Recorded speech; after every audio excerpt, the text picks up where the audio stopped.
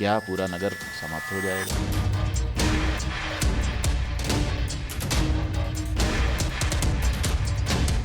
बहुत सारी दरारें यहाँ पे पड़ गई हैं और जगह जगह पानी धरती में समा रहा है। ये यहाँ दरारें आ गई घर में। सोमवार और मंगल को ये दरारें आई यहाँ घर में। हम इसलिए डर गए। हर संभव वहाँ पर काम होगा उस शहर को बचाने के लिए और लोगों के लिए।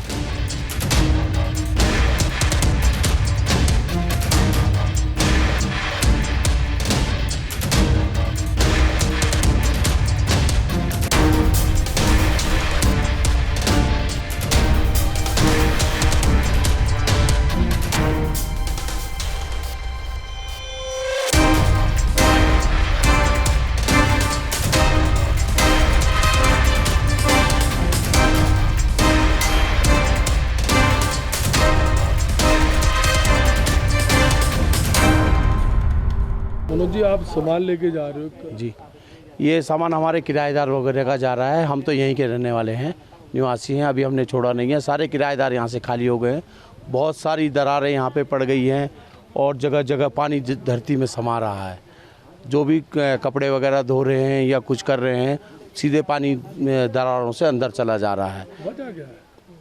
वजह एनटीपीसी की सुरंग है। ये जैसा भी सब लोग बता रहे हैं कि एनटीपीसी की सुरंग की वजह से सब कुछ हो रहा है। जो भी यहाँ भूगर्भ वाले इसको देखने आए थे तो उन्होंने ये बताया कि भाई ये जो है कि पूरा एरिया नीचे को धंस रहा है और जल्दी से जल्दी जोशीमठ को खाली करना है। तो पवार जी, आप अपना सामान क्यों शिफ्ट करते हैं? ये यहाँ दरारें आ गई घर में। सोमवार और मंगल को ये दरारें आई यहाँ घर में। हम इसलिए डर गए और हम घर जाना चाह रहे हैं। यहाँ बहुत डर लग रहा है।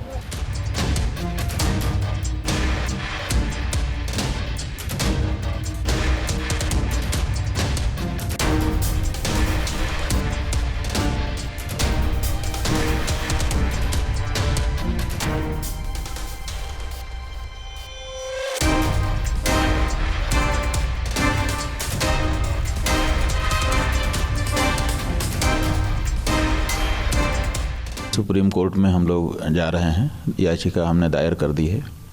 अर्जेंसी भी हम लोगों ने बताई है कि तत्काल इस पर सुनवाई की जाए।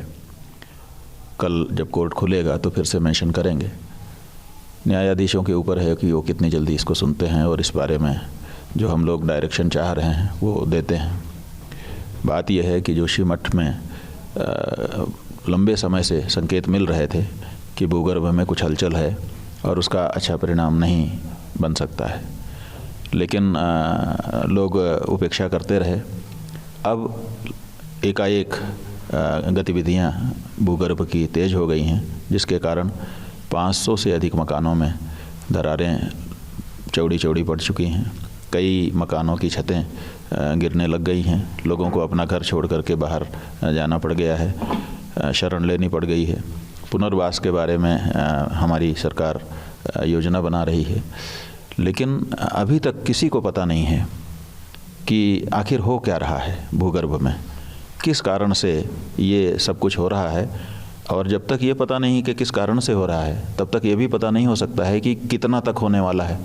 आखिर ये बात कहाँ तक जा कर के रुकेगी? क्या पूरा नगर समाप्त हो जाएगा? क्या कुछ अंश समाप्त हो जाएगा? क्या दरारें आकर के फिर धरती जहाँ की तहाँ रुक जाएगी? ये कुछ ऐसी बातें हैं जिस बारे में अभी स्पष्टता नहीं है। तो एक तो सबसे पहली ज़रूरत ये है कि इस बारे में अध्ययन जल्दी किए जाएं और एक स्पष्ट जांच सबके सामने हो कि ये बात है। और उसी के साथ साथ लोगों को इस बात का भरोसा दिलाया जाए कि किसी के प्राण संकट में नहीं हैं, और साथ ही साथ जो उनके घर मकान दुकान हैं उन पर अगर कोई क्षति होती है तो भी उनको चिंता करने की आवश्यकता नहीं है।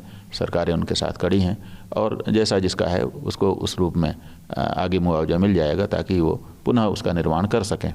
तो ये सब ज़रूरी चीज़ें हैं जो नहीं हो रही।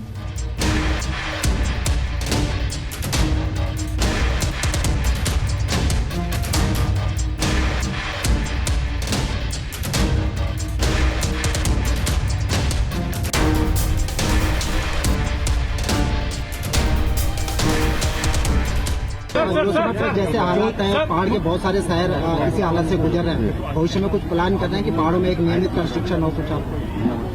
देखिए, चूँकि अभी ये घटना सामने आई है और इसका पूरी तरह से अध्ययन हो रहा है, हर प्रकार से अध्ययन हो रहा है और हम भी इस पर अध्ययन कर रहे हैं कि जितने भी हमारे ऐसे शहर हैं जो पहाड़ों में हैं, रॉक पर हैं, पहाड़ों पर हैं, उनकी धारण क्षमता कितनी है, क्या वो अपनी धारण क्षमता पूर्ण तो नहीं कर चुके हैं अभी तक, और अगर धारण क्षमता पूर्ण कर चुके हैं तो निश्चित रूप से उस पर एक सुनियोजित तरीके से जिस प्रकार का व्यवस्थित एक रोक होती है वो व्यवस्थित रोक हम लगाने का काम करेंगे।